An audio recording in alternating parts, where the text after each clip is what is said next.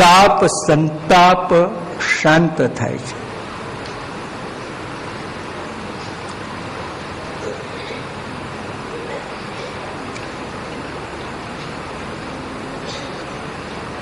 જ્યારે પ્રભુ વેણુનાદ કરતા કરતા આમ ચાલી રહ્યા હોય,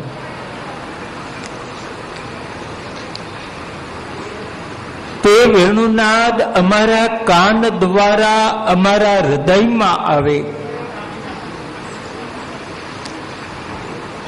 તો અમે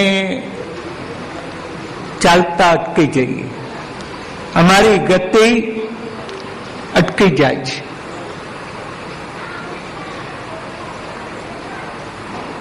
અમે ઝાડ જેવા થઈ જઈએ છીએ, ગતિ વિનાના. એટલે અમારામાં એક જડતા આવી જાય છે. વૃક્ષોમાં જેમ ચૈતન્ય આવે એમ વેણુનાદ શ્રવણ કરતા અમારી ગતિ રોકાઈ જાય છે. જેમ વેણુ ગીતમાં 19મા શ્લોકમાં કહ્યું, અસ્પંદનં ગતિમતામ પુલકસ્તરુણામ.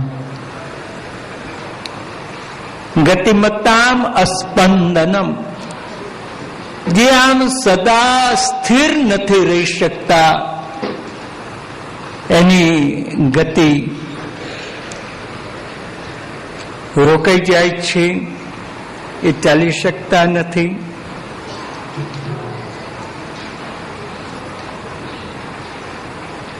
વેણુનાદ શ્રવણ કરતા અમને મૂર્છા આવે.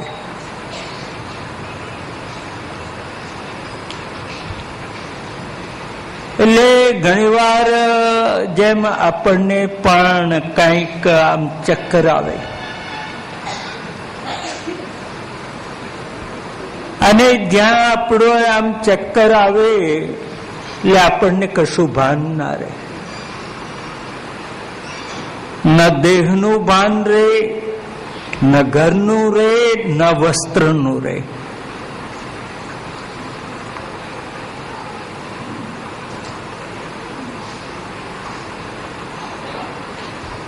ભગવાન વેણુનાદ અમારે માટે જ કરે છે. ભગવાન વાંસી અમારે માટે જ વગાડે.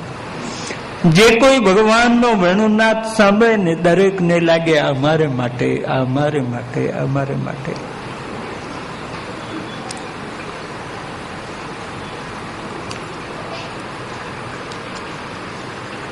ભગવાન દરેકને પોતાનો લાગે.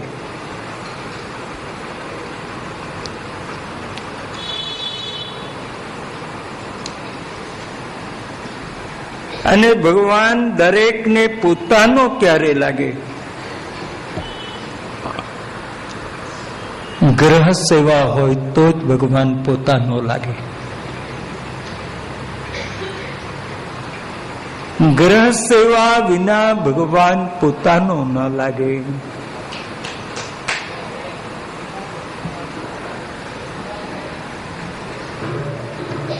આપણા ઘરમાં ભગવાન બિરાજતા હોય તો રાતના આપણને ચિંતા થાય, સવારમાં ભગવાન માટે દૂધ જોઈશે, મંગળામાં ક્યાંથી લાવીશું?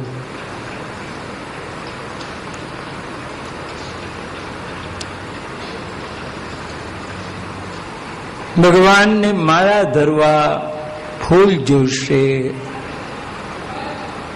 તુલસી જોશે. આ બધું ઘરમાં ભગવાન હોય તો.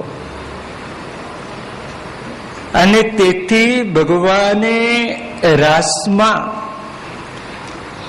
જેટલા ગોપીજન હતા એટલા પોતાના સ્વરૂપ કર્યા છે. કારણ કે દરેકને લાગે મારો કૃષ્ણ મારી પાસે છે, અને મારો કૃષ્ણ. આ ભાવ ક્યારે જાગે? ગ્રહ સેવા હોય તો.